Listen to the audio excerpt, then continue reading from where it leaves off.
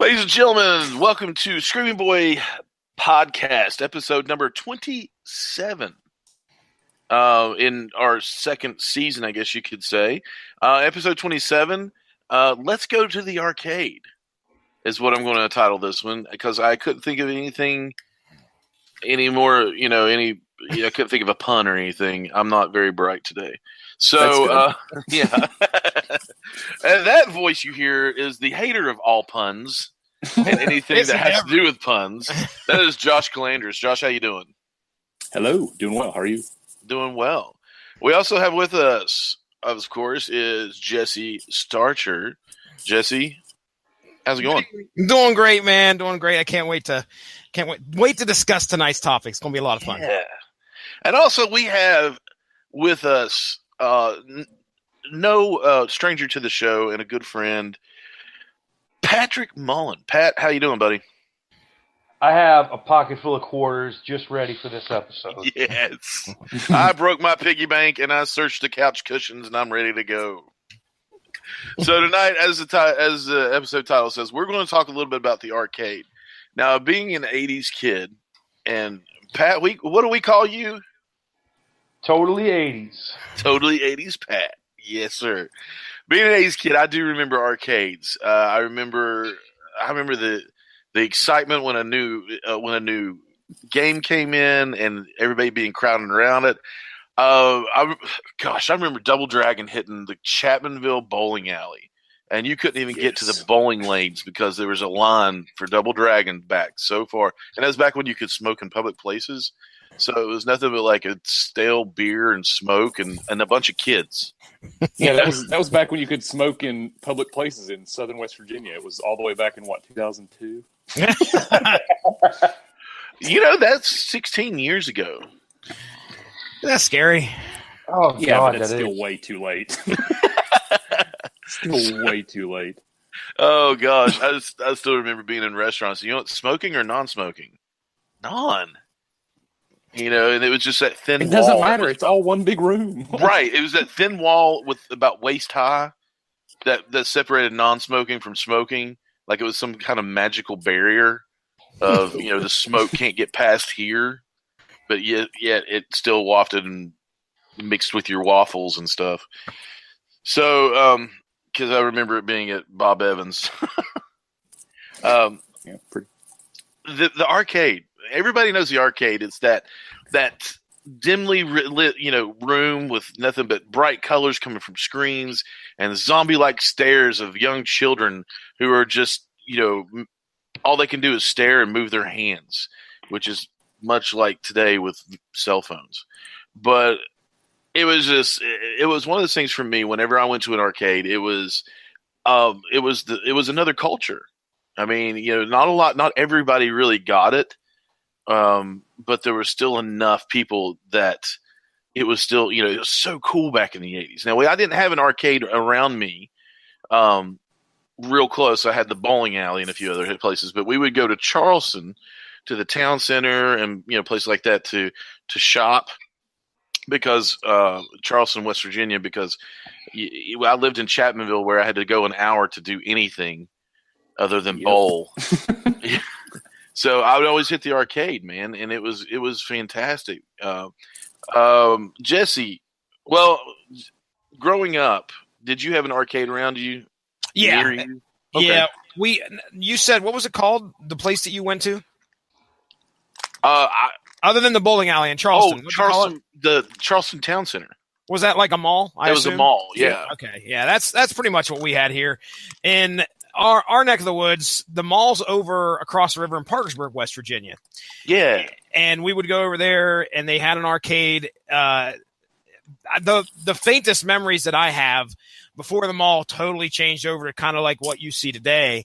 Mm-hmm. It was a dimly lit room. One big place in the center of the arcade to go get your quarters, and you could, you turn yourself loose and go play. There was probably hundreds of games in the arcade here. Well, I say 100. I would probably say that 100, counting pinball and all that. Well, it seemed like 100 games, but it was probably more like 20 or 30. You might be right. Pool tables in there, and it was the one place that, when my parents went to the mall, that was a big deal. I don't know about you guys. It's not like that was something my parents did all the time. Oh, no, yeah. Okay. So if we were going across the river, driving half an hour, heading to the mall, oh, man, I cannot wait to get to the arcade. And it was probably pretty tough for me to convince my parents to let me go on my own. But finally, when I did, it was like, the leash had been broken and I was never going to be walking around the mall with my parents again. I'm in the arcade. They know where to find me. And that's where I would be. So yeah, man, we had a mall. That's pretty much where most of our, most of the arcade machines were, right there. I can't even think of any other place around here. It wasn't until probably a few years after that some spots started opening up around town that might carry a few arcade games, but the mall was the place to go. Showbiz Pizza was as well. I don't know if we're getting into that at all, but Showbiz or Chuck E. Cheese, Chuck E. Cheese, and Billy Bob's. Yes, Billy Bob's. Billy Bob's, where the animals stare at you with their soulless eyes. Pat, did they have anything up around your area somewhere? Yeah. The only true arcade that we had in Brooklyn was in an amusement park called Coney Island, you may have heard of. Oh. And, may have. Yeah. So there's a section of Coney Island. Coney Island's divided into two sections, which is basically one for the poor people and one for the affluent people. There's Luna Park, which you pay one general admission place to get into, and then you pay a very high premium to get into Dino's Wonderland. And within Dino's Wonderland is where you had an actual arcade, a bunch of video game cabinets all lined up around each other. Other than that, we really didn't have a true arcade in Brooklyn, but what we did have were stores called bodegas. Ah, okay. Say it with me now, bodegas. Bodega. And I like that. These little independently owned grocery stores were usually dirty and had some not so nice features around them.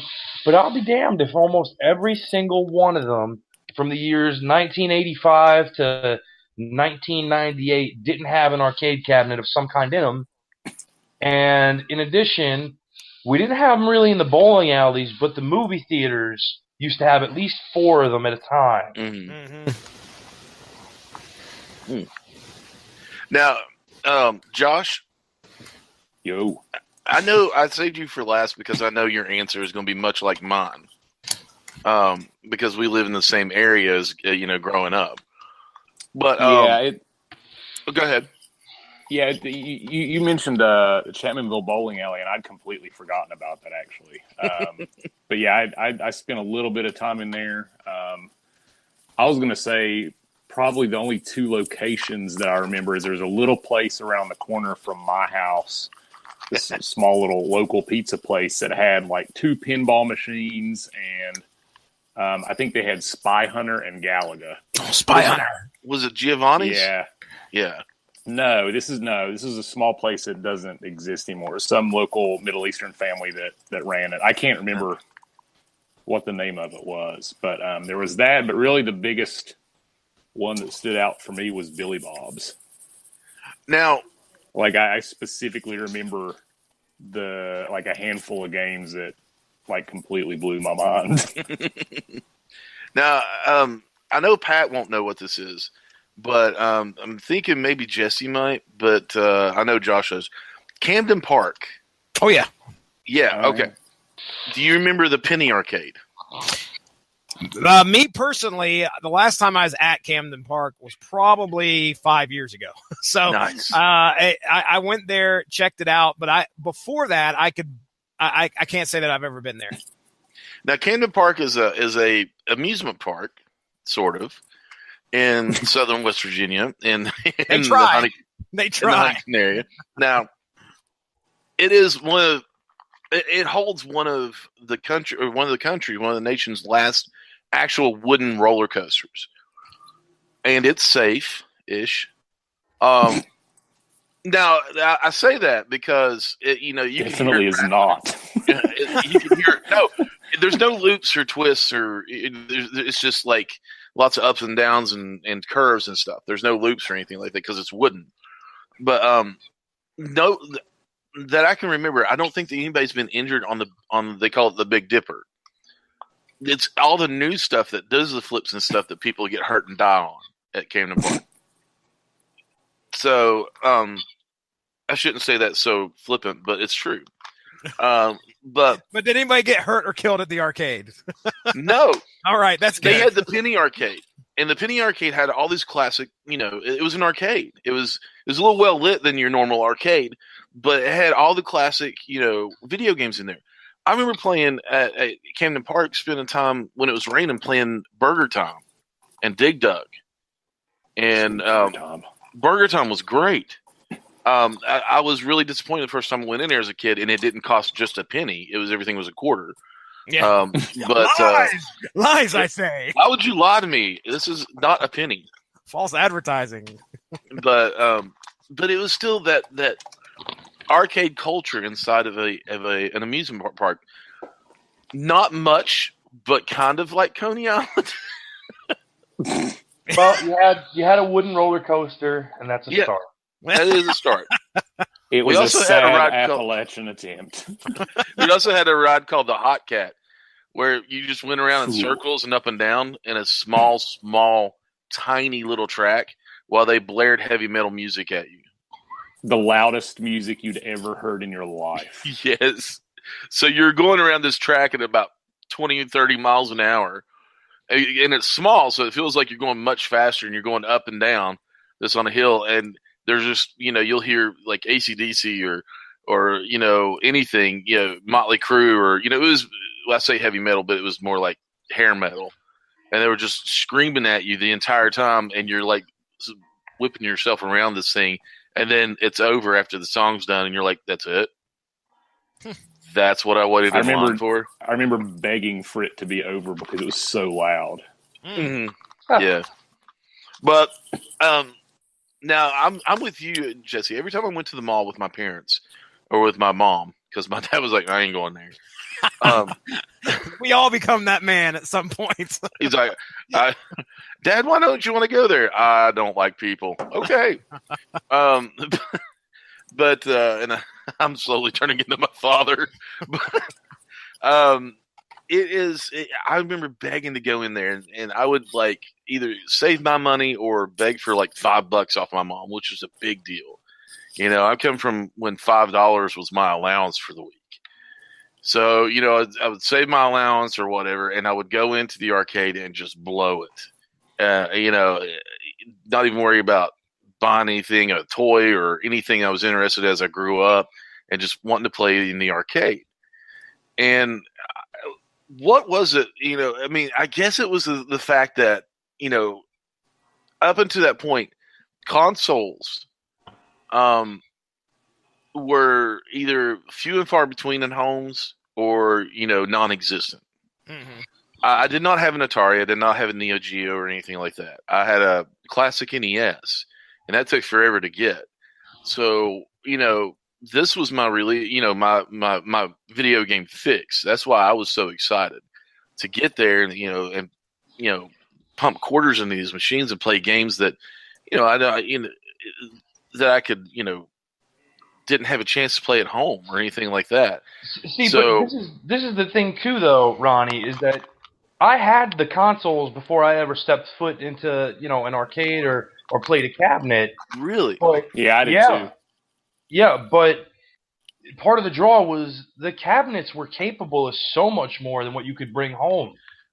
That's very true. Always. Yeah. Yeah. That is very, very true, because I think of it was just highlighted on Stranger Things, but I think of Dragon's Lair. Nobody had seen anything like that. Console, PC. Well, PC mostly had things like Oregon Trail, where you just got dysentery and died, and Pitfall, which was awesome. I don't care. I still love Pitfall to this day. Yeah, Pitfalls. But you had video games like Dig Dug, and I keep going back to Dig Dug because I love it. Yeah, I love Dig Dug too. So you had Dig Dug, and then you had Galaga, you had Joust, and Ghosts and Goblins. You had all these things that you couldn't obviously get on the console, on the NES or anything like that until later. Then, like I said, Dragon's Lair, which was basically a cartoon come to life in this arcade, this cabinet. It was straight up animation. I mean, Yeah. you were watching. It blew my little mind away when I saw that on the screen in an arcade cabinet. And of course, it probably took, I don't know how many years before I understood what is actually going on. All it is just changing animation depending upon which correct button you. It was a terrible game. I can't. It was completely designed to rape your quarters, man. Right. It would just be pump your quarters in because you got to see what happens next. And it was the most expensive arcade game of the time. It was. I will agree with that. It's funny that you all mentioned that because I don't think to this day I've ever seen one of those in real life. Really? Oh, the actual cabinet. Yeah. No. Well, plus like you all, I'm glad. I think Patrick mentioned the console stuff. Like I'm a few years younger than Jesse and Ronnie. I think. Mm-hmm. Jesse and I are the same age. Okay, yeah. So I by the time I was getting into video games, it was like the height of NES days. Yeah. So I was, a couple hours ago, I was kind of looking through kind of some of the early, most popular actual arcade games, and the vast majority of them I played on console for the first time. Like Donkey Kong, Marble Madness, Space Harrier, Bubble Bobble, Burger Time, Strider, Bionic Commando, 1942, Rolling Thunder. Like I didn't even know at the time that any of those were arcade games. Like I played all of those on a console for the first time. That's crazy. Yeah. So what was your thought when you went into an arcade and you actually saw these games that you played on a console in an arcade? Well, I don't know that I saw the first time that I went in was at Billy Bob's. I think it was like mine or my buddy's 9th or 10th birthday. Yeah. And the games that I remember standing out so much are that Simpsons arcade beat 'em up, the X-Men arcade beat 'em up. Yes. Street Fighter 2, Mortal Kombat, and Narc. Yeah. Narc. And are those not all really staples for all of us? Those games? Yeah. Yeah. Absolutely. The Avengers arcade game. Captain America and Iron Man and Hawkeye. Yep. Dude, that comes up another on the most one. recent. That's another one I played so much on Genesis. Yeah. I never saw that. I never saw that in arcade either. You know what the funny thing is like that one, okay, whenever I tried to rent it from a video store for Genesis, it was never there. Whenever I would go to like Toys R Us after it was like a birthday or something, and you'd have enough money to buy a video game, it was never there. Never there. Yep. So I had to go good on console. I would have to go to the only mall in Brooklyn is King's Plaza. They don't have an arcade there. But what they had was a Red Robin restaurant, and they had that cabinet.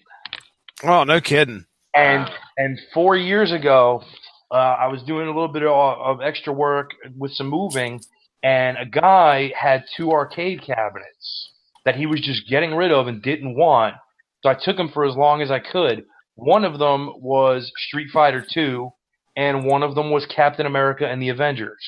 Nice. Wow. Rules. That Captain America and the Avengers comes up on the latest source material. And it goes so well. Oh, I swear, man. Mark Radlich brings it up, and I swear I'm almost calling his bluff. Like, yeah, right, you're making this up, and then he goes and finds the dialogue that Captain America says right at the beginning. Yep. And things just get unhinged. It was riddled with translation errors. Clearly, translation or just absolute laziness. Like it was so great. Oh yeah, the X-Men game had it too. Yeah, it did, didn't it? I am Magneto, master of magnet.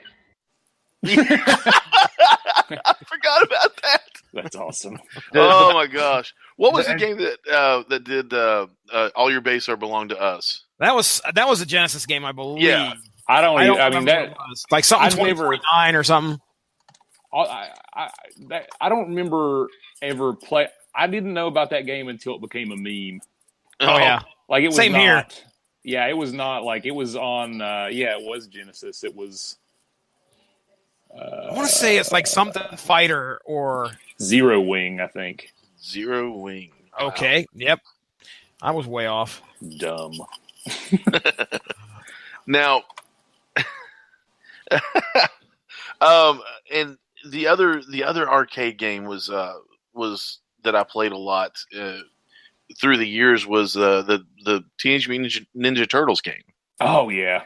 So that was fantastic. Now, I guess my next question is the whole. Like I said, it was a culture. I mean, it really was. It still is. But we'll just go with this one. Jesse, going to the arcade, what was that one game that called to you as soon as you hit the door? You made a beeline for it, whether there was a line out the door for it or not. What was that one game? Well, this came out in I'm fairly certain the 90s.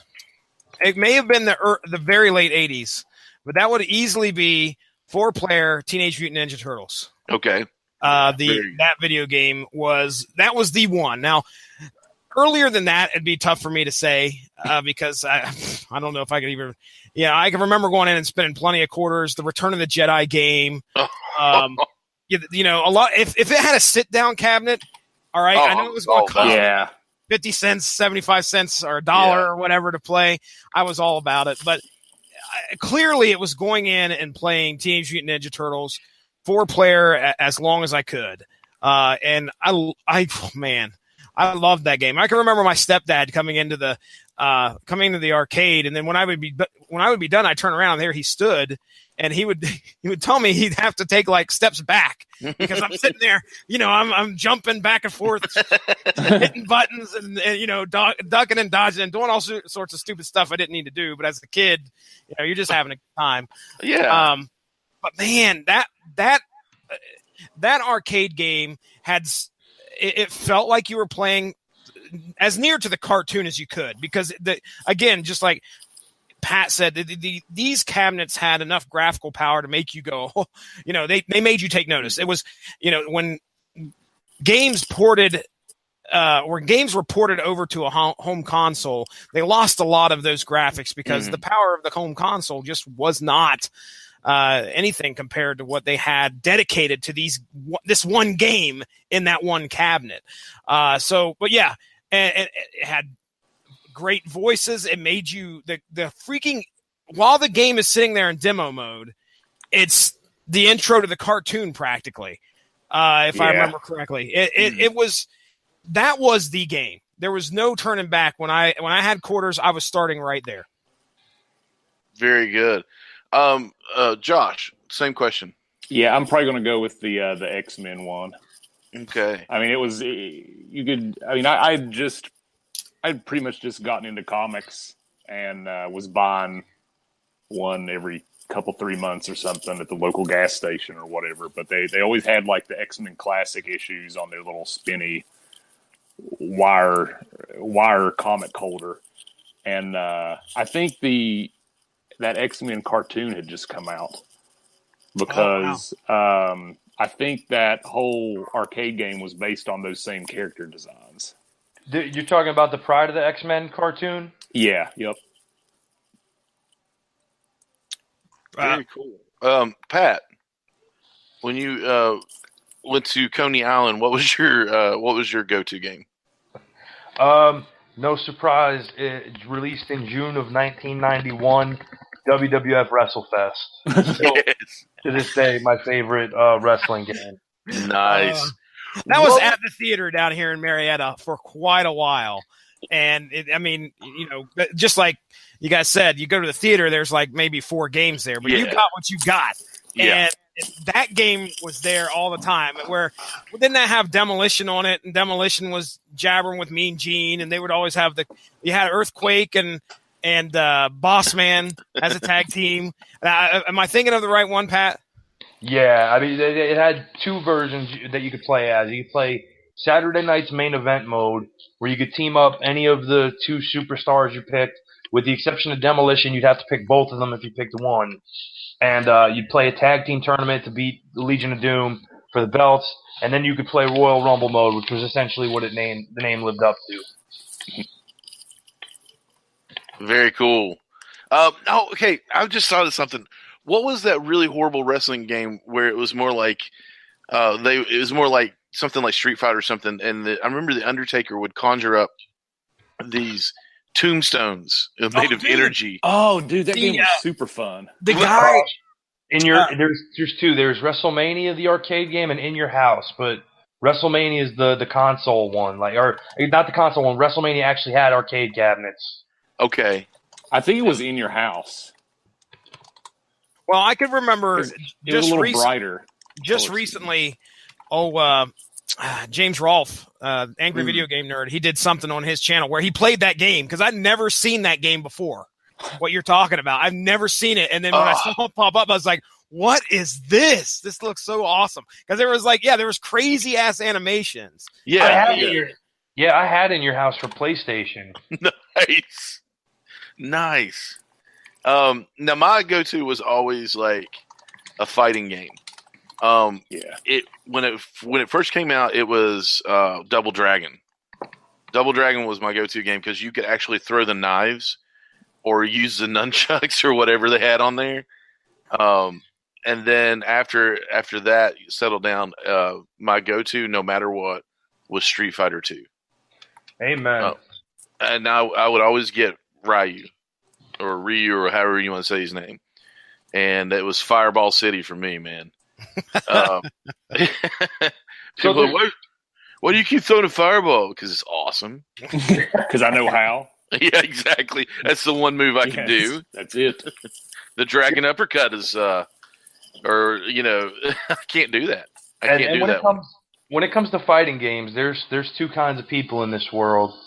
You're a Street Fighter person, or you're a Mortal Kombat person. Yep, I'm a Street Fighter person. Guy. I am a Street Fighter guy, as largely the Brooklyn, New York populace was. Whereas New Jersey, and this is how you know you're wrong if you pick it, they like Mortal Kombat. I liked Mortal Kombat. I had Mortal Kombat on the NES, or Super Nintendo, I should say. And see, if I was it the Nintendo or was it the Genesis? You could turn the blood on. I think it was Genesis. Genesis. You couldn't do that on the Super Nintendo. No. Now it's like halfway to. Yeah, Jeez. I know exactly what you mean. Gosh, they're showing X-rays of bones being broken, and then you get a cut scene. They're worshiping Satan and everything else, and I'm like, what is going on? But fatality. Street Fighter was your go-to, right? Did you ever get the console version of it for like Sega or Super Nintendo? Oh, for Super Nintendo, man. Not the same experience at all. Not at all. Yeah. Not at all. Because I was a Dalsim guy on console. That was Street Fighter. That's what we're talking about. I thought you said Mortal Kombat. I was a Scorpion guy, no matter what. I'm a Mortal Kombat guy here, so I'm just going to go ahead and say that I probably spent maybe $3 on Street Fighter my whole life because I knew the people that I could potentially go up against in this game would, I'm out of money. So, you put your quarter up and then you lose your quarter. That's me. So I was more along the lines of like, okay, I'll watch somebody play some Street Fighter, but I wanted to get in and play some Mortal Kombat. And I wanted to see, blood fly, potential fatalities, all that great stuff. So that was the one I spent my most money on. And I never became a Street Fighter dude. I just couldn't do it. But was not the best part of either one of those games in an arcade setting when you would get a crowd of like 10 or 12 kids, everybody just in line, next man on, whoever wins stays on. Yeah. Just rapid fire, boom, boom, boom. Yeah. And you always have that one guy who could go on a run on any given day and just mop the floor with everybody. Oh, yeah. Scary stuff. I remember, like I said, the Chapmanville Bowling Alley and Double Dragon first coming in, and I was in line, and you would, if somebody lost, you would put a quarter in. or put a quarter down, and that means you're next. Yeah. So I was next in line, and I put a quarter in, and the guy went, "Thanks," and kept playing. What a jerk! Oh. That was the first time I remember being a young kid that I ever wanted to punch somebody in the sack in my life. I was like, I really want to hit you right now, but I didn't because I was, the quiet kid with the glasses and didn't want to get them broken on my face. And, and I was like, but no, okay. Well, if you guys were frequenting like the same spots, did y'all have like the regulars who had that magic touch on one game that you knew like this guy's the best at this, and he was like always there? I always saw the initials. Yeah, okay. The high score. Yeah. I can say, unfortunately, not on my end, just because we didn't get to the mall enough. It was one of those special occasions. So I felt like an outsider walking in there, and I was just like, okay, well, where am I going to go now? Because clearly, you had the certain people that did play the games a lot. I can remember when I would walk into an arcade, the guy that stood at the arcade cabinet the longest, I was just like, okay, this guy likes this game. He's obviously good at it. And then that would be that. I'd just go find something else to do. But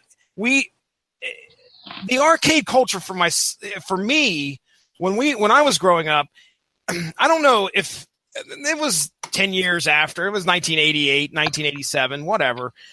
So, getting friends together and going to an arcade was a very rare occurrence. Yeah. And comparing it to now, I can remember when we got Call of Duty for the Xbox, and I was playing games with my friends. I would have loved to have experienced that at the arcade. Actually being able to play with my friends, like three guys, get on and every once in a while that would happen at it. It's my birthday, time to go to Showbiz, and I get to reach in there and pull the ball out, see how many tokens I get. Yeah. that's very why the year, if that. Go ahead. That's why Billy Bob's always stood out for me, because that was like, it was my buddy's birthday party. Yeah. And so like several of our friends were there and everything. You get to run around. It was the first time I ever saw that X-Men game, that Ninja Turtles game, and all these things. You got to play full 4-player spreads with all these dudes that you actually knew, instead of like, I'll just jump in. Yeah. Yeah. It was a blast. See, we didn't really. That's the one thing about not having the arcade, is we didn't have a lot of accessibility to that. But like we had like a neighborhood hangout that had like, it would have like 4 random video games at a time. Like, and it started, with like the X-Men game, a pinball machine, Dig Dug, and like something else. And like the last days that place was open, it had the Crazy Taxi sit down like cabinet. It had Marvel vs. Capcom 2, and it had a cabinet for NFL Blitz or NBA Showtime. Nice. And it cost $2 to play a full game, because they charged you 50 cents per quarter. So literally, you would have to spend your whole day's allowance in order to play a full game on that cabinet. So I always ended up playing Marvel vs. Capcom more often than not.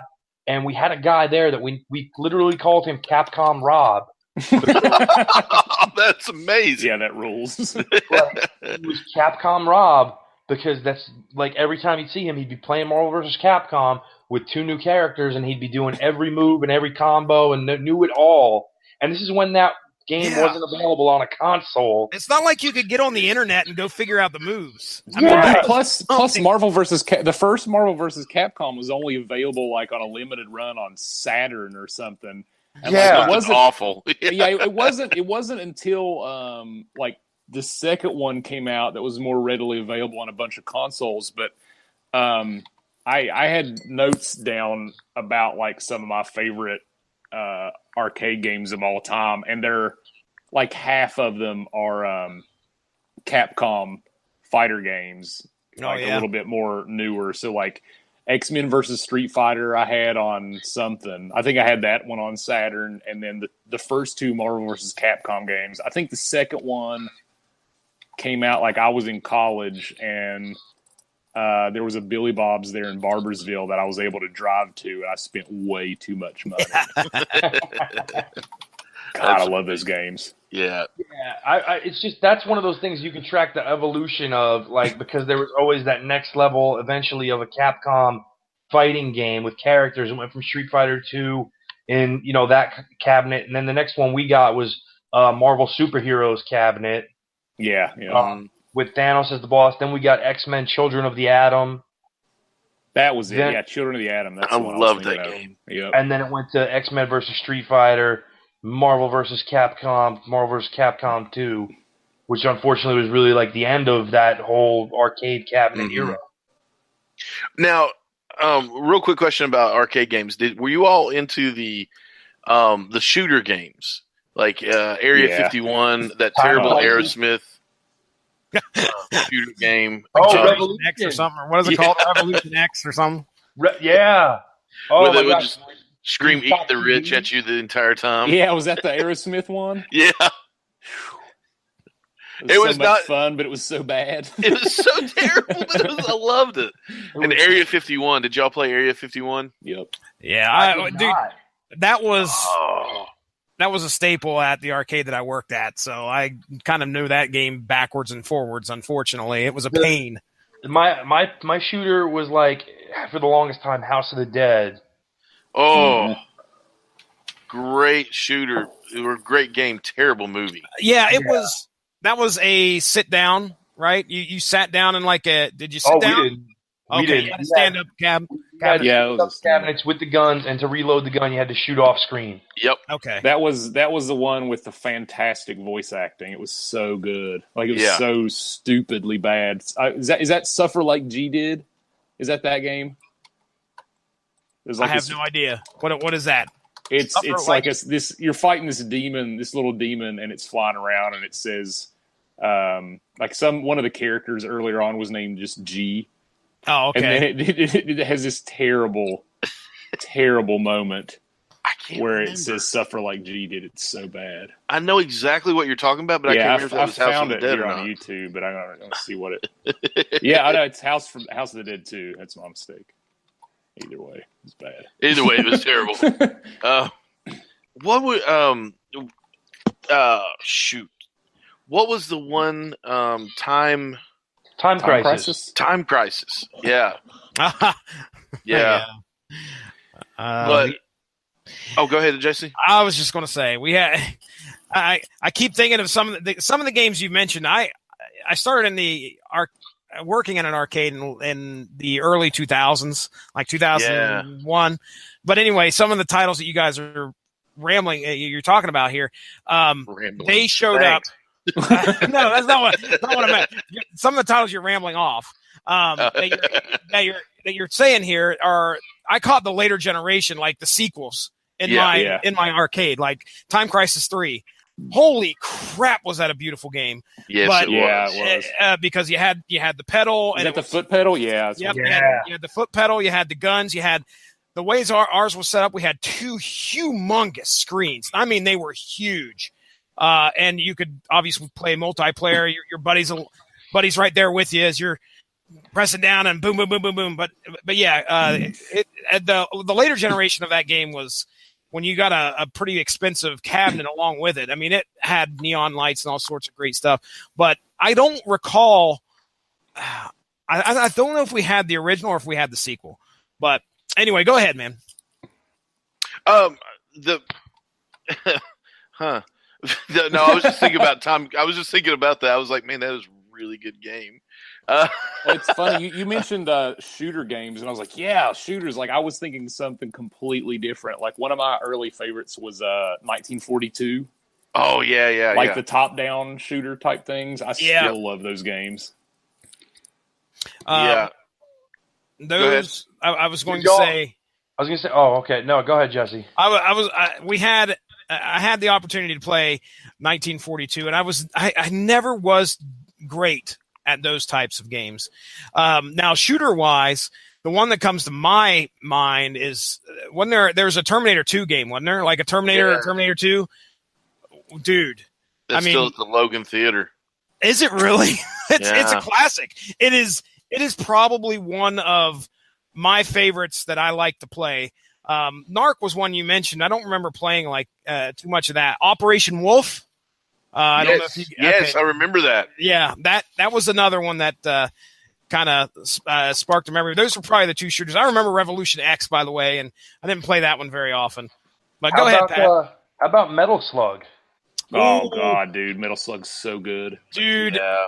My before I left the arcade in Heath, my boss brought in a Neo Geo cab. Okay, that had it had Bubble Bobble, Metal Bubble Slug, the best. and there were a couple other games on there. I was like, they were great. Metal Slug was so fun to play. Bubble Bobble was fun though. When it comes to Neo Geos, I think I would go in the morning. I'd have all this time to before anybody's, school's in, so nobody's coming in the arcade at 10 o'clock in the morning. I would stand out there and play Bubble Bobble for probably half hour, 45 minutes, and then just amazing. Yeah, that was Neo Geos were a lot of fun back when they were brand new and they brought these things in, and then all of a sudden, even as time went on, they still stayed playable. They're actually, they're still pretty solid. Like you can find Neo Geo cabs now, and they usually have like 3, 4, 5 games on them or something. And they're usually a quarter versus 50 cents. Yep. Yeah, and that's the Neo Geo. You were talking about like consoles not being as good as the cab versions and stuff, but that like the Neo Geo home system, that was the only case where that wasn't true because. I never had one. I never even played one. They were super rare because they were crazy dumb expensive. Yep. Like the console was $1,000, and each game was $250 because the cartridges were stupid big. That was pretty much what they used. In the cabinet. Exactly. They took the exact same board that they had in the cabinet and just put like a physical cartridge around it. And you were able to plug it into a home console. Like it was the laziest, most genius thing ever. But it was just, dude, nobody was going to be able to spend $1,250 on one game and a system. You had to get joysticks and the 6-button like joysticks in order to play some of the games. And those things, I don't know, there's still a market for those. People build their own like joystick and 6-button controllers that are huge that sit on your lap. It's amazing the amount of money that you would have had to put into just to play a fighting game decently. It will look perfect on your screen, but if you just would have had a regular old 6-button like Genesis controller, I don't know if you would have been able to pull off all those smooth moves. Well, it was so much easier on the cabinet controls too, like those fighting games. Like the stick just that's what the stick was made for. It was the joystick was made for that, and then you've got like a four pad directional thing for consoles, and it just hurt your thumb, and it just wasn't. It just wasn't what it was for. It's frustrating. What is for? It's garbage. It's total garbage. Now, there was always that one game that was always empty that you never wanted to play, but you had to maybe play it just to pass time. And it was the bane of your existence, but somehow it kept drawing you back. Jesse, what was yours? Man, oh man, I don't know, dude. I mean, right now I'm looking at a website called Like Totally 80s, not a sponsor of Pat Mullen, but it had, or at least it did have, the top 20 arcade games. Now, the one I'm sorry, I didn't like Frogger. Me neither. I was not a fan. I'll play Donkey Kong before I play Frogger. I'm trying to see if there's anything else on this list. Man, I almost forgot about Donkey Kong. Donkey Kong, buddy. That was I think the big hit of the one of the big hits. I mean, I'm certainly not going to I'm not going to talk bad about Pac-Man or Miss Pac-Man or anything like that. Right. That wasn't something. I'll go with Frogger. It seemed too simple to me. As bad as that sounds, it just seemed like it was too simple. I'm in the process right now. I'm about 3 episodes in. There's a series on Amazon. I think it came out on YouTube, and it's called The Arcade Years. All right. It's very much in the vein of what was the VH1 series about the 80s? What was it called? I love the 80s. I love the 80s. Yeah. Thank you. All right. So it's very much, you could see the similarity of how this is set up compared to that. This came out in like 2000, I want to say 2012, 2013, maybe a little bit later than that, maybe 2014. But either way, it's going year by year and talking about some of these great video games that have come out. Now, I'm only up to like 1983, I think. But they did talk about this, Donkey Kong pretty much just showed up. And how it kind of took the world by storm. Very interesting series though, because they talk a lot about the arcade games. They talk a lot about the home console and PC games too. So if you guys are interested, check it out. But yeah, I'm going to go with Frogger, Ronnie Adams. All right, Pat. What about you? All the games that were out in arcades that were available on console by like 1986, 87, I really didn't care for any of those. So like, I know it's blasphemy, but I wasn't really into the Froggers, the Centipedes, the Galagas, those type of games. But if there was one that was really actually, I'll give you one that was really disappointing that I thought was going to be awesome and I never got to play.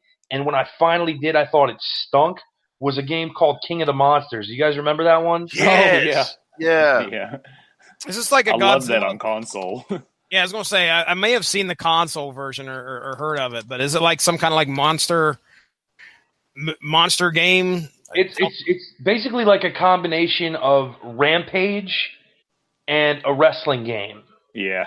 Okay, all right. Yeah, like you had kind of more of a map to roam around and break stuff while you were fighting another monster. That sounds like such an awesome concept. How could it suck? It was awesome. Exactly. it's too awesome to fail, but it fails miserably. Oh. Like it basically had like what looked to be like kaiju monsters and a character who looked like a mixture of Ultraman and Captain America. Yeah. And you'd win the fight by pinning the other monster, literally pinning them for a 3 count, or throwing them out of the ring. And like, man, it just sucked. The gameplay was slow. You constantly bumped into stuff that like, so the motion, like the detection was bad. It just sucked. Mine was Cubert. Oh, dude, you took it from me. Oh, I'm so sorry. As soon as you said that, I was like, I'm going with Cubert for sure.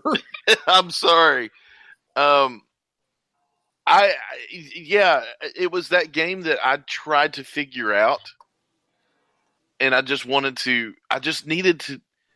I hated playing it, but I couldn't figure it out. It made 0 sense.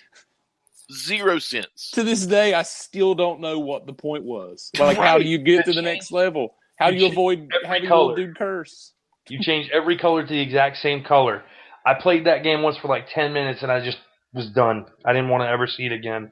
Right, until it was the only one not being played and everything else, and I was like, well, I guess I could try this again.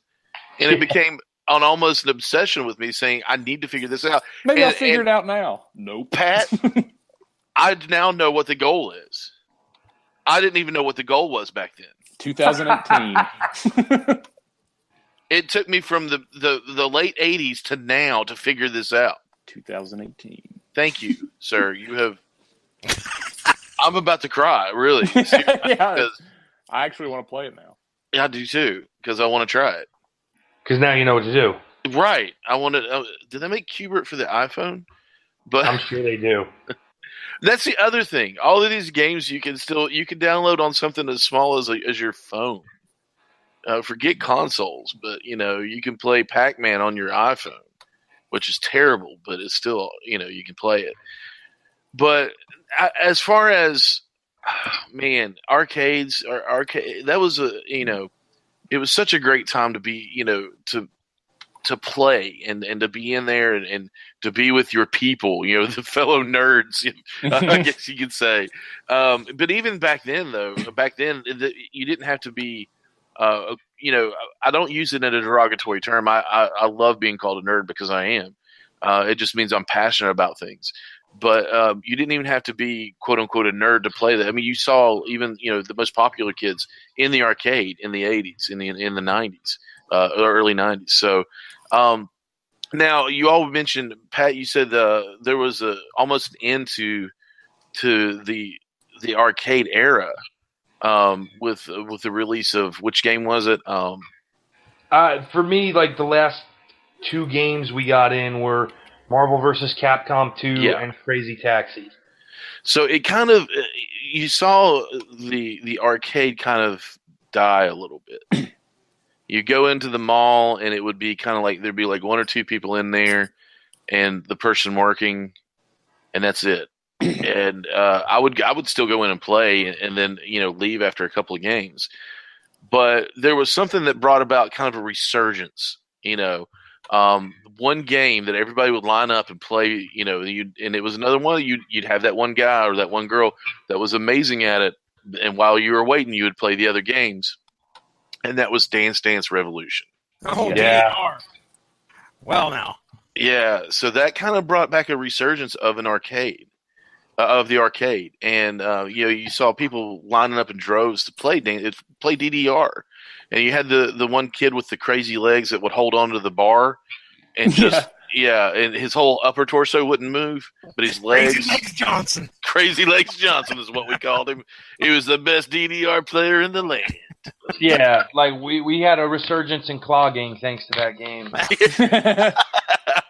Yep, yeah, pretty much. I had a cousin who clogged. Never. No, come on. I swear, it's one of the best sentences I've ever heard.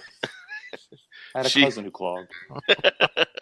She was good, but as far as clogging goes, yeah. But I have so many things to compare that to. No, don't do it. Don't do it. So, and then, after DDR kind of, leveled out and not died off, people still play it. Arcades kind of took that dip again a little bit, but there is now in our culture, there is a longing, a yearning for nostalgia. Mm-hmm.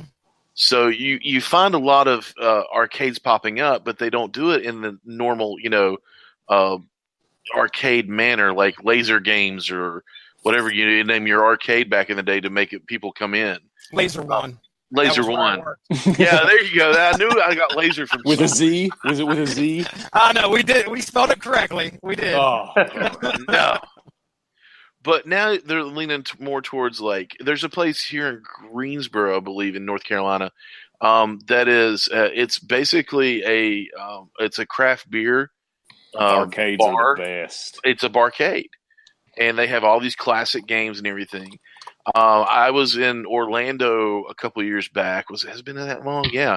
I went on a family vacation, and there's a place it's a pop culture store in a co-op mall called Gods and Monsters. Shout out to Gods and Monsters, one of the best stores I've ever been in. That's a great name. Yeah, I mean, and Josh Clarence, you would lose your mind at the statues that they had there.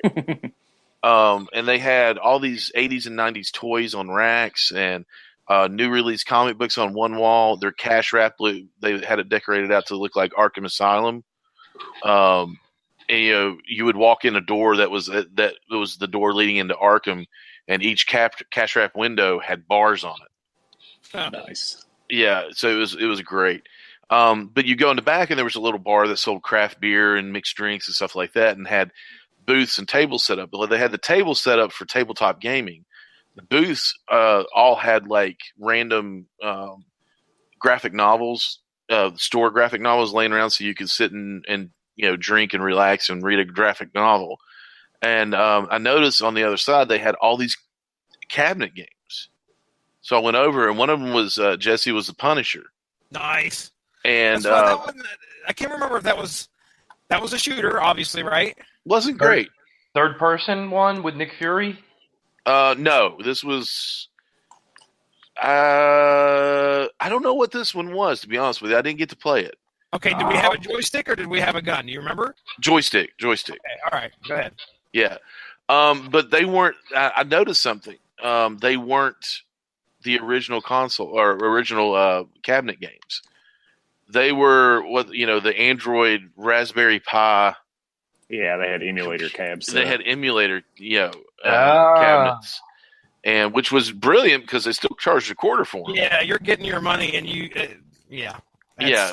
They put much less money into it than a real cabinet. Yeah, you're basically dealing with, when it comes to arcades and when it comes to emulators, I mean, you have all those games in one tiny little space. Yeah. That's the beauty of that. But I think there's something to be said for, I know it's obviously less cost effective, but I definitely think it's a bigger draw to have the actual cabinets. And what we have up here is a place, it's a franchise basically called Yestercade. And Yestercade is 3 locations in the New York, New Jersey area. And they have the full cabinets, ton of different games available. And what you do is it's you can get drinks there and stuff, and you pay like X amount of money for X amount of time throughout the place to play these games. So let's say you plop down, you pay $20 and you got an hour for whatever amount of games you want to play. Yeah. Yeah. I would love to actually. I've never been in an arcade like that, a barcade at all. I think the last time I actually stepped foot into a place that was designated strictly for an arcade has been a very, very long time. Well, other than the one I worked at, but other than that, just as something to do, I've not done in a long time. Yeah, I've not. Oh, it's sad to say I haven't stepped foot in an arcade in a long time, and I really need to. I really want to. There's a barcade here in Indy called Tappers Arcade Bar, and nice. The awesome thing about that place is that all the arcades are free. You don't have to put a quarter in for anything except for the pinball machines. The pinball machines cost a quarter or something like that. That's nice. Yeah. Now the other thing, I know a lot of us said that Billy Bob's and places like that, and the Penny Arcade and Coney Island, skee ball in these arcades. Were you all a big? We'll start with Pat, Josh, Jesse. Skee ball, yes or no? Okay, I have a great skee ball story. I'll keep it short. Yeah. I was staying at Disney World, the Florida one, whatever one it was between Land and World. I think it's World, but in 2002 with my cousins, and we were bored out of our minds because there's not a lot of stuff to do at night, and we'd be up at like 3 a.m. looking for something to do. The place we were staying had an arcade with skee ball, and in addition to WrestleFest, believe it or not. And at some point you got bored of WrestleFest. It happened. I didn't believe it, but it happened. And so we were playing in this arcade at 3 a.m. when there's nobody there. And so what we did was, with the skee ball, we basically reached underneath the gate because nobody was looking and just dunked every ball in the 500 hole just to cheat and get the high score. Nice. No, it's not nice. I worked in an arcade. We had skee ball, and man, I apologize for my audio here if it's horrible. I mean, I realized that my computer was running really slow for some reason. That might have something to do with it. Turn the porn off. High def streams. I guess I no, Jesse, no. We're having a nice show. We're not going down this road. I just want to know what you won for your efforts there, Pat Mullen. Honestly, it's not like it dispensed tickets either. That's the whole thing. It just let you put initials in. Gotcha. All right. Well, then I won't gripe too hard about that. That's why it's even more pathetic that we did that. But. Josh, skee ball. Yes, God loves skee ball. Yes, he does. Yeah. And we all know that Jesse is a bit of a what's the word I'm looking for? Skee ball enthusiast, connoisseur. First time. Follow the rules. No, he's a connoisseur, so he got a little angry at Pat there about the rules. No, I had to. I kicked people out because of doing that. I had to. It's partly my job, and part of it because I love doing it. Some D-bag I caught cheating. I walk in there. And, it's funny because they've got a angle themselves just right to put all them balls in there. And by the time they get out of the cage, they're looking right at me. I'm like, okay, you can walk, and I'll take your tickets, and I'll give it to the kid over here, which is pretty much what in the first place. But no, I mean, I wasn't a big skee ball fan. I can remember, again, going back to showbiz. Showbiz is probably the first time I ever seen skee ball. Yeah. But I can, that was probably the first time I was ever introduced to tickets getting prizes, which was just, oh man, I get to go home with my styrofoam airplane that I got from Billy Bob's. But skee ball, I was more the video game guy. Tickets and skee ball, and I sucked at it, so I didn't want to do it. I didn't want to try and get good. I don't want to get good, bro. And the other game that I hated in the arcade was the basketball. I wouldn't be on that. Yeah, I didn't like that. So, all right. The other thing, I basically ask all my questions. And my love for the arcade is still there. I want to go to an arcade. I guess I'm going to come down to this. Jesse. Yes, sir. What is your favorite story from the time that you worked at the arcade? It can be the funniest thing you've ever seen, the coolest thing you've ever seen, but you were the one that of us, all of us four, that has actually had put in hours into an arcade, that many hours because you were there for work. So you've seen everything coming and going in an arcade, I'm sure. So what was that one standout story in your mind? Okay. I worked at an arcade for close to, it was 2001, right after the 9/11 attacks. I can remember the going in there and the mall actually shutting down. Like, it was like my second day of work because of the concerns that they had.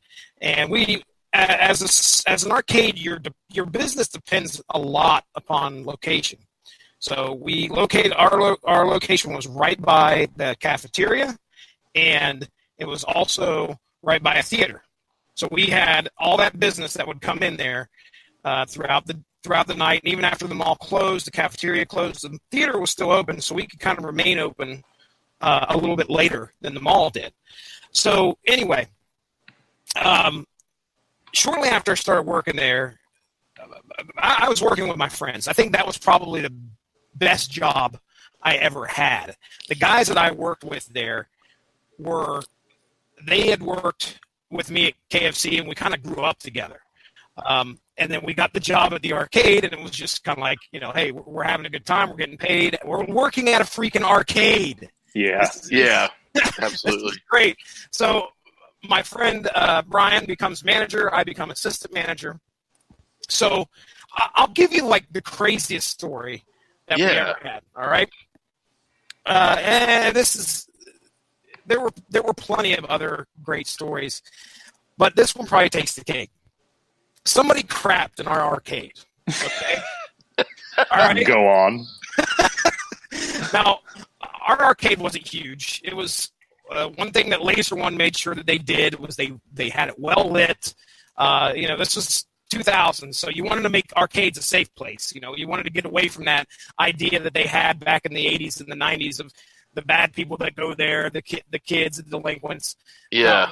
This was something we well lit, bright colors, family friendly, tickets, prizes, all that stuff. But it was still a small store. Well, in kind of like a back area, we had air hockey. Now, air hockey's fun. I don't know if you guys like air hockey. But I do like air hockey. Yeah, air hockey's a blast. Usually walk away with at least one injury, though. Air hockey is a lot of fun. I got a picture shortly after me and my wife got married where we were playing air hockey together. But so at some point in the night, it was some Friday night, I guarantee it, because I don't know what happened. If it was a small kid, young adult, old adult, I don't know. Left a trail of crap. Oh. And we're not talking just smears, my friends. Oh. No. We're talking clumps, okay? No. Physically sick individual. Some person. There's clearly an illness involved. The bathroom's right down. The bathroom is right there. This person couldn't make it. So anyway, we find out about this, and we're like, oh my gosh, what are we going to do? Luckily, I'm the assistant manager. I can look at my manager and I'd be like, wait, what are we doing? What do we got to do? So we call like mall maintenance. And mall maintenance, I mean, really, they could have just said, hey, this is your store. It's your job to clean it up. That's what I would have done. I've done 2 instances of puke because the guys I worked with couldn't handle cleaning that up. Well, I wasn't touching crap. All right? I'm not doing that. But if we had to, we had to. Either way, mall maintenance came in and did it. They came in and started cleaning up. But before they could get started, they, taped the place off. All right? So we had, it looked like it was a crime scene, my friends. We had the yellow tape going across so nobody would come back in that section to play air hockey. All right? That's because there was crap somewhere, and we wanted to make sure we got every little bit of it. We didn't know if this person picked it up and then went and played some Time Crisis or that's true. Went and played Virtual Cop back there. Just smeared it all over the gun. We're just, we're taking precautions. Well, some bros decided that they had to play air hockey. And even though there's the tape is clearly there. Keep out of the area. All you have to do is stay out of the area. They get under the tape and they go and play air hockey. So I walk back there. They're in the middle of their game. And I'm like, I got like this spray bottle of whatever cleaner I had in my hand, a big rag or napkins in the other. And I asked them, I said, did you guys see the tape? And, they stopped. They're kind of in the middle of their game, and they're looking at me. I'm like, yeah, somebody just crapped all over the place back here. And they just kind of look at each other. They drop their paddles, and they walk out. Oh, yes. Well, then. Good day. Oh, there's feces involved. Yes. Good day, shopkeep. Yes. I believe I've had enough today.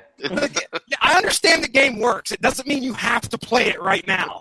Give it a few seconds and let us take care of the biological hazard that we have here. So, yes. We apologize, good sir. We did not know it was a fecal emergency.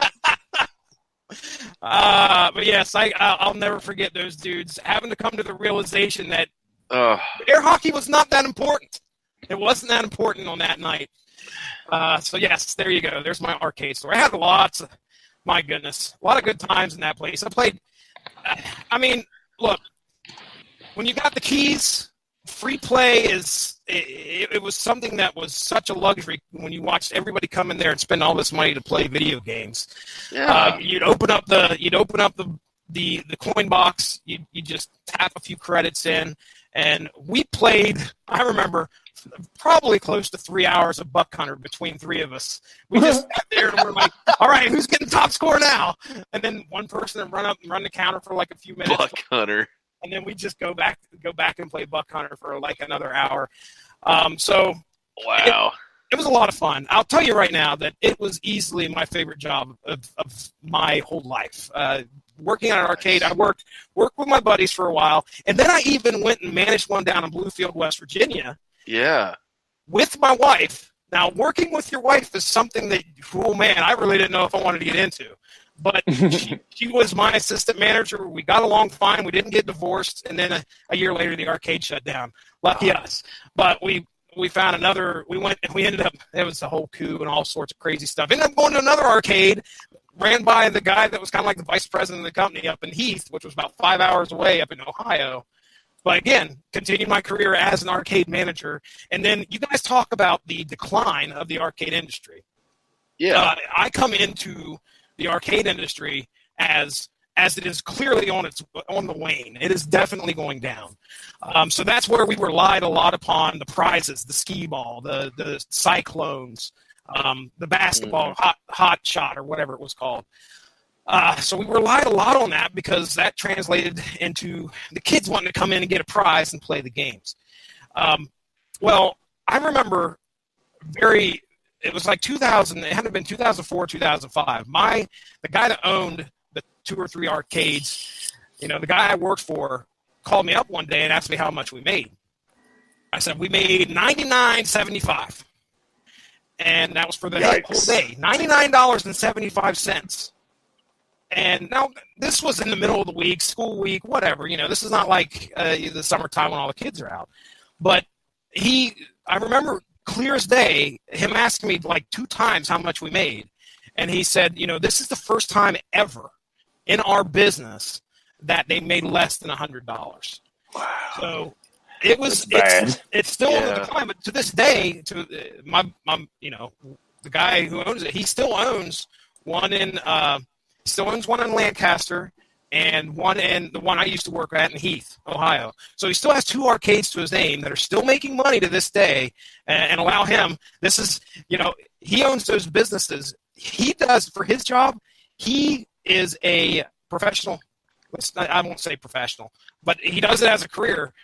He goes and plays Texas Hold'em. Oh, cool. Yeah, he's a card player. Goes around them, usually down in the Florida area to play. And I was like, man, I don't know how you're going to stay afloat. He's done it. I don't know how, but he's done it. So anyway, so the arcade supported his gambling habit. Yes, sir. That's what I heard. That's what I always thought. I was like, this place is going to be run into the ground. This seems relatively illicit. Either gambles very well or the arcades do very well, one or the other. So it's not gambling if you win. There you go. That's right. Oh my goodness! Thank you very much, Jesse. Pat, any final thoughts? I'd be remiss if I didn't give a shout out to 2 games real quick. One is that classic game where it's a robot arm and it's an arm wrestling game. Yeah. I remember that one. Yeah, that really didn't judge fairly at all. Just decided when you were going to lose and take your money. Yep. Yeah, and there was a Superman arcade game we used to play at Coney Island where it was 2 players, and the second one was basically just a red Superman, and we just always used to call him Captain Marvel. Nice. Well, it works. Josh, any final thoughts? A couple of games that I had mentioned that I played a lot whenever I was able to find them. I don't know. Did you all ever find a game called Virtual On? No. That sounds familiar. I don't know if I played that, though. Yeah, it was a sit-down game, and it was like Sega. It was a Sega game. It was on the Sega Saturn, apparently, but it was basically like a mech battling game in like in an arena. It wasn't first person. It was kind of like right behind your character or whatever. But it was a blast. It was super fun. I played that all the time whenever I found it. And then there was a Capcom fighter that didn't get a whole lot of attention called Rival Schools United by Fate. Oh, cool. Super fun game. It was just a classic, brightly colored Capcom fighter. And then the first couple years of college, me and Cheek would always go over to Billy Bob's and play tons of Soul Calibur 2. Yeah, yep. Oh, yeah, Cervantes up in there, man. Yeah, dude.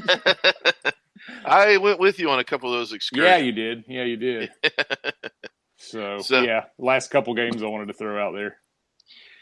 Jesse, any last couple of games you want to throw out? Ooh, boy, I don't know. Afterburner, I'll toss that out there. That was one of the first ever real sit-down games I was excited about because you sat down and you moved like you were in a plane, I played Afterburner a lot on the Sega Master System. Not so good. Same experience. No, I'm sure. I still loved it, though. Also made famous by Hulk Hogan in Suburban Commando. Oh, yes. Yeah. Yes, the other one, there were so many that really were at Showbiz Pizza that I think that I just gravitated towards. Afterburner was there. Another one I played a lot of was like the original. It was like the arcade Punch-Out. I never played the arcade version. Never. I did. I was terrible. You had a green, like, wireframe little Mac, or I guess I don't know what his name was then, but your first opponent was always Canadian Bear Hugger. Yeah. So I love that one. But there's so many that I'm sure, we'll think of after this podcast is over. But I'll give those couple shouts.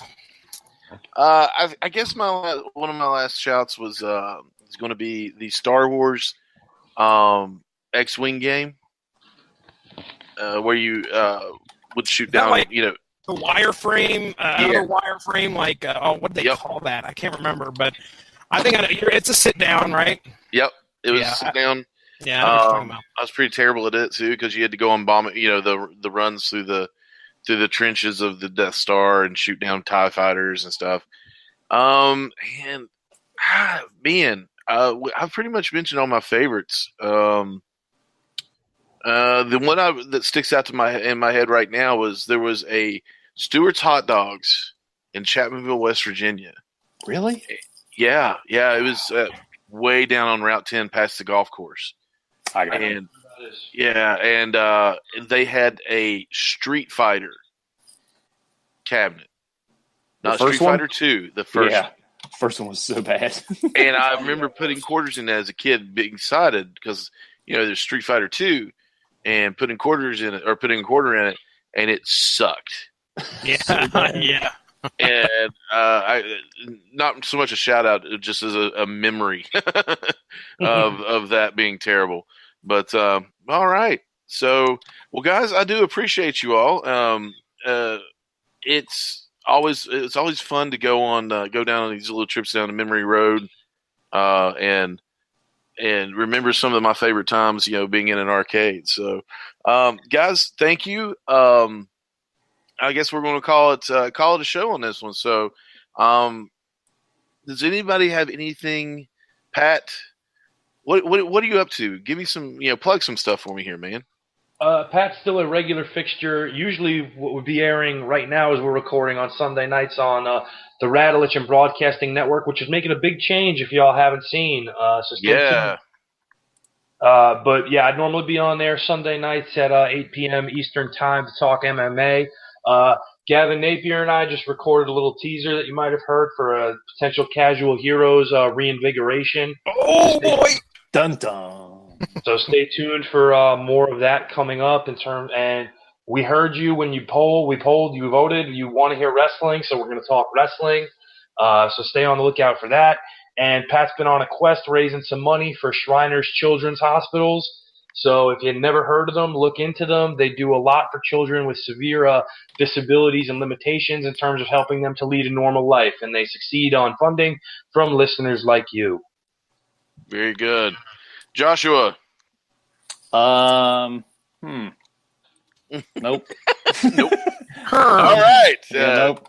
Jesse. All right. Ladies and gentlemen, no, seriously, Calandris, you moving on? You saying nope? Yeah, no, I got nothing. All right, you got nothing. All right. I don't know whether it is yet. All right. I couldn't read the room. So, ladies and gentlemen. Amazing. Ladies and gentlemen, go give the Radulich in Broadcasting Network Facebook page a like to stay up on top of all the great podcasts that we have to offer. Pat did mention the big change that's happening. We're still reeling from it. We don't know how it's all going to go down, but just be prepared. We may be looking at Spreaker as our home here sometime soon in the future for everything Radulich and Broadcasting Network related. So we're kind of still working on that. Just be prepared. Right now, I think you can go to blogtalkradio.com and find all of our great content that's still there. I do a show called Source Material, and upcoming tomorrow, we're recording our episode on the first 6 issues of the new 52 Aquaman. We're going to be having a good friend of ours, previous co-host, Cole Marentet's going to come on and discuss Aquaman with us. It's one of his favorite characters. Good story. I just finished it today, as a matter of fact. And airing tomorrow on the Radulich and Broadcasting Network, Source Material brings to you Black Panther. Who is the Black Panther? Well, the first 6 issues, I think, of the 2005 Black Panther series kind of give us an idea of who the Black Panther is, who his friends are not, and who they are, and what about Wakanda? So yeah, check that out. It was a fun story had by all, and I still hope at some point we can do a live commentary of the 30-minute playthrough of that Avengers game. That gets mentioned on there. It looks like a lot of fun, but does it go well? Well, that's only a question that Mark Radulich can answer because he answers it quite a few times on there. Why should it? Many times. Why should it goes well? Other than that, it goes well. Other than that, you can follow me at Stiznarkey on Twitter. At SourceMattCast is the Twitter for the Source Material Podcast. Ronnie Adams, I turn it over to you, sir. Thank you, sir. You can catch Screaming Boy Podcast on any kind of social media. On Facebook, just search Screaming Boy Podcast. Instagram, it's Screaming Boy Podcast. And on Twitter, it is at Screaming Boy PR. You can go back and listen to Jesse and I talk about some Star Wars in our last episode entitled The Empire Strikes Out. Because it was, negative reviews for The Last Jedi. But and then we had our television go-go episode, and that was a lot of fun. So check us out on that. I personally, I am raising money as well, Pat, and you reminded me of this, which I was going to plug anyway. But I have joined extralife.org, extra-life.org. And it is basically I'm taking donations for Children's Miracle Network.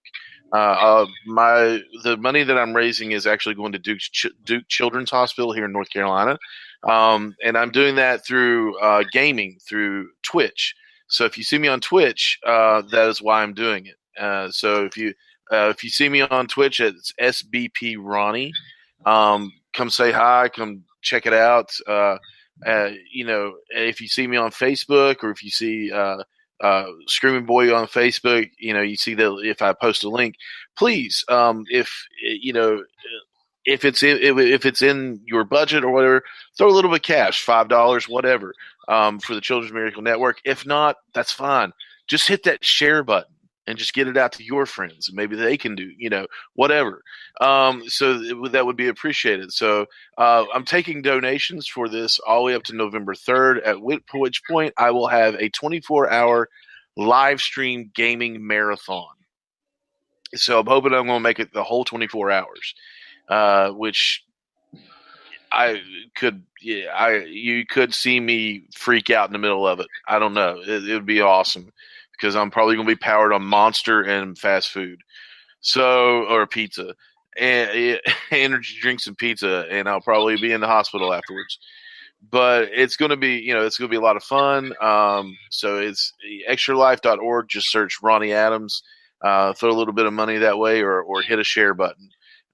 With that, I'm going to say you can find us on iTunes, TuneIn, Stitcher, and the Radiolichen Broadcasting Network. For Totally 80s Pat, for Totally Fed Up Josh Calandros, and for the disapproving dad Jesse Starcher. Stay off his lawn and keep the toilet paper in the bathroom, ladies and gentlemen. That's right. Not in his trees. I am Ronnie Adams, and I'm going to say, have a good one. We're out.